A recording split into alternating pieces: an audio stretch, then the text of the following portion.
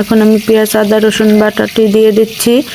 একটু আসলে এটা নির্ভর করে মাংসের উপরে, যতটুকু আছে যে পরিমাণে তার সেই পরিমাণ অনুযায়ী দিতে হবে। কেউ বেশি খেলে বেশি দেবেন, কেউ কম খেলে কম দেবেন, সেটা যার যার উপর নির্ভর করে। তো আমার যতটুকু প্রয়োজন আমি ততটুকুই দিয়ে দিলাম। এখন এই যে দেখতেই পাচ্ছেন, তো আমি এক হাত দিয়ে মোবাইল ধরে এক হাত দিয়ে ভিডিও করছি। আমি এক এক করে মশলাগুলো দিয়ে দিচ্ছি। এখানে মরিচের গুঁড়ো দিয়ে দিয়েছি 1 চামচের একটু বেশি। এটা দেখতে লাল কিন্তু তেমন বেশি ঝাল না, সেজন্য হয়তো অনেকে মনে করতে পারেন যে অনেক পরিমাণে ঝাল দিয়েছি, আসলে না। এই যে দেখেন আমি এটাকে দিয়ে দিলাম, মরিচের গুঁড়ো দিয়ে দিলাম। এখন আমি এক এক করে যে হলুদের গুঁড়ো দিয়ে দিলাম 1 চামচ। তো আমি আস্তে আস্তে করে সব মশলাগুলো দিয়ে দিচ্ছি, একা তো তাই একটু দেরি হচ্ছে। তো আসলে একজন থাকলে দেখা যায় কেউ ক্যামেরা ধরে, সেক্ষেত্রে আমার জন্য ভালো হয়। তো একটু নাড়াচাড়া হচ্ছে, সবাই ক্ষমা সুন্দর দৃষ্টিতে দেখবেন। তো এই ধনিয়ার গুঁড়ো জিরার গুঁড়ো সব কিছু দিয়ে দিলাম, দিয়ে এখন আমি এটাকে ভালো করে কষিয়ে নিচ্ছি, কারণ মশলার একটা কাঁচা ফ্লেভার আছে, সেটা আর কি গেলে তো দেখতে ভালো লাগে। তো এখানে আমি একটু ফাঁকিবাজি করলাম। ফাঁকিবাজি বলতে আলুগুলোকে একটু আগে লবণ দিয়ে সেদ্ধ করে নিয়েছি, যাতে আমার জন্য সুবিধা হয়।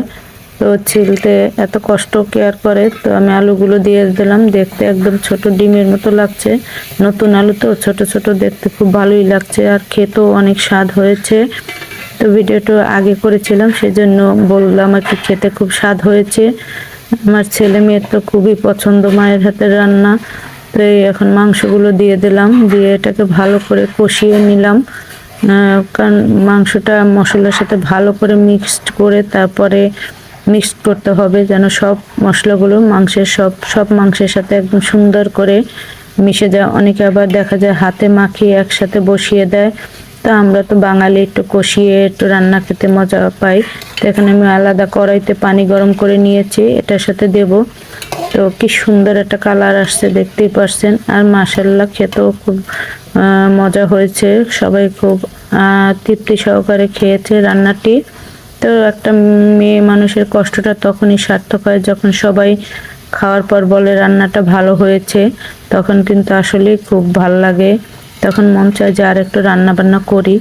তো এই এখন আমি ঢেকে দিলাম, ঢাকনাটা দিয়ে ঢেকে দেওয়ার পরে এই যে দেখেন আমার রান্না একদম কমপ্লিট। আমি আর বেশি পানি দেইনি, অল্প পানি দিয়েছি, আর মাংস থেকেও পানি বের হয়েছে। তো ভিডিওটি কেমন লেগেছে অবশ্যই সবাই জানাবেন, ভালো লাগলে লাইক কমেন্ট শেয়ার দিয়ে পাশে থাকবেন। সবাই সবার ভিডিওগুলো দেখবেন, আমার মতো করে কে কে রান্না করেন অবশ্যই জানাবেন।